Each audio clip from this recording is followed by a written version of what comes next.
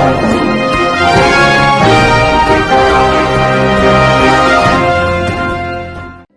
દર્શક મિત્રો, આપ જોઈ રહ્યા છો મુંબઈ તરંગ ન્યૂઝ. હું છું એન્કર અર્પિતા પટેલ. હવે જોઈએ અગત્યના સમાચાર.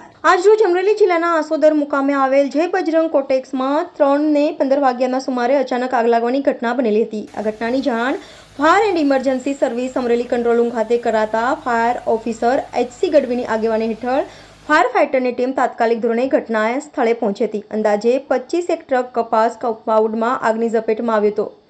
ફાયર ઇમરજન્સી સર્વિસની સતર્કતાના કારણે એકાદ કલાકની ભારે જહેમત બાદ 4 જેટલા ફાયર વ્હીકલ ઘટના સ્થળે દોડાવી આગ પર કાબૂ મેળવવામાં આવ્યો હતો. સદનસીબે આ દુર્ઘટનામાં કોઈપણ પ્રકારની જાનહાનિ થવા પામેલી નથી. આ કામગીરી કરનાર ફાયર સ્ટાફ પ્રવીણભાઈ ચૌહાણ, સાગરભાઈ પુરોહિત, કૃષ્ણભાઈ ઓળકિયા, ગોહિલ ભગવતસિંહ, સૌજીભાઈ ડાબી, ભુરિયા જગદીશભાઈ, ઈસોટિયા જયદીપભાઈ, ધવલભાઈ ચાવડા, ઇન્દ્રજીતભાઈ ખુમાણ, જયદીપભાઈ વગેરેએ મુખ્ય ભૂમિકા ભજવી હતી. રિપોર્ટર બિપિન રાઠોડ, મુંબઈ તરંગ ન્યૂઝ, ચલાલા.